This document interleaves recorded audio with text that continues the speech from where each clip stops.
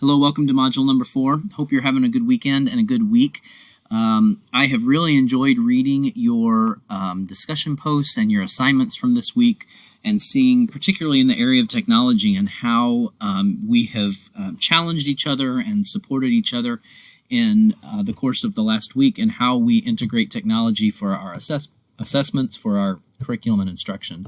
So I highlighted just a couple of comments from our work this week, and many of these were mentioned by several of you in your assignments, but I just pulled out Michelle and Katie here. Michelle did a really nice job summarizing all the different resources that are provided, that technology provides for us in giving our students so much more accessibility to information, really giving them so many more resources and giving us more resources to address our students' needs and getting them ready for that digital literacy and 21st century technological skills that we know they're going to need when they leave our schools.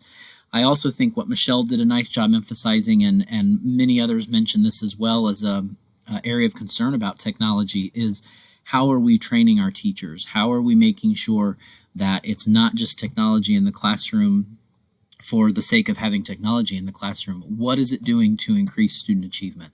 And one of the things that can make the difference in that is, are our teachers trained? Do they have the professional development they need to know exactly how to use technology to meet the needs of their students?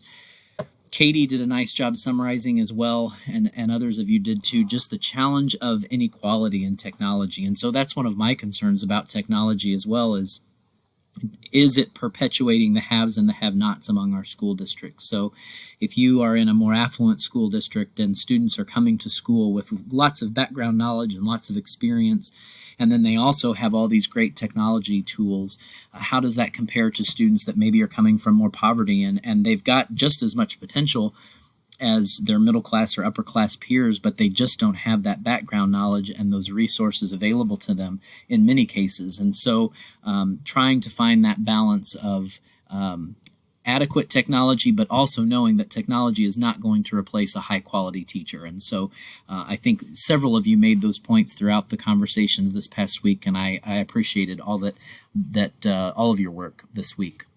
So as we transition into Module 4, one of the assignments will talk about the assessment philosophies, and I just wanted to highlight for you, there's some readings. There's also a few videos that are talking about the assessment ideologies or assessment philosophies, and most of you are probably familiar with the assessment of learning and the assessment for learning, and thinking about the difference of summative evaluations being assessments of learning and formative assessments being assessment for learning. One of the things that you'll see in the readings is they also add in an assessment as learning as kind of a third approach to, or a third ideology for how we think about assessment. And so that assessment as learning is really getting to students evaluating their own learning, that metacognition. And one of the things that you'll see mentioned in the videos this week is, how can we get our students to evaluate their learning? How can we get students to do their own self-assessments? And so as you work particularly on assignment 2 this week, I just wanted to make sure that you knew these were the 3 primary assessment ideologies that are the focus of that.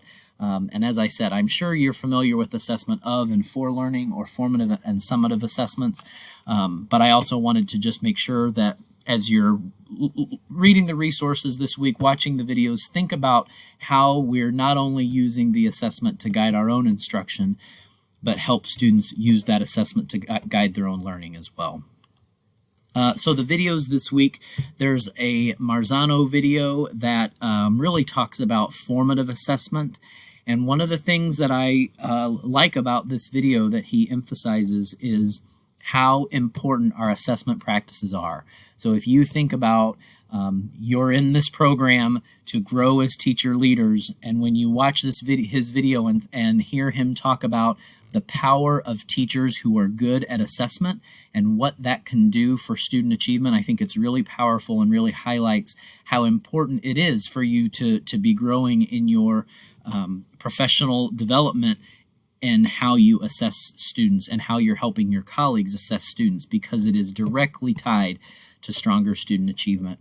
And then there's a couple videos. I did an elementary video and a high school video trying to highlight the wide span that we have in this class for you to be able to see some different examples of how self-assessment, that whole metacognition approach, can be embedded into classrooms. And while the high school video is primarily focused around writing, I do think there's lots of things that you can pick up in that video that can be applied across disciplines. So I hope that you'll see that. There's also a link in Canvas to some different rubric resources that might be helpful, free rubric resources. So one of the best ways to get students engaged in their own evaluation of learning is through rubrics. And so I'm sure many of you are familiar with rubrics and have used rubrics in your classroom. This link just provides you some additional resources that might be helpful to get you thinking maybe a little bit differently about how you can use rubrics, and particularly how you can get students to evaluate themselves in their learning. So this week, as you're working on this class, thank you for sending me your patterns, couple of sentences about what you learned there. Same kind of a thing. If you could just send me a message letting me know what you're working on for your clinical experiences. It can be real short, real brief.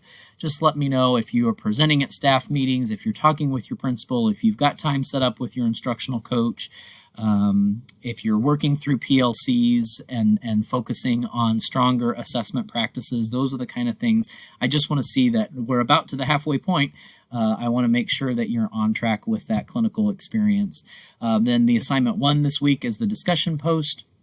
Assignment 2 is related to those 3 assessment ideologies and preparing a presentation for that. And then assignment 3 is continuing to work towards completion of your final project.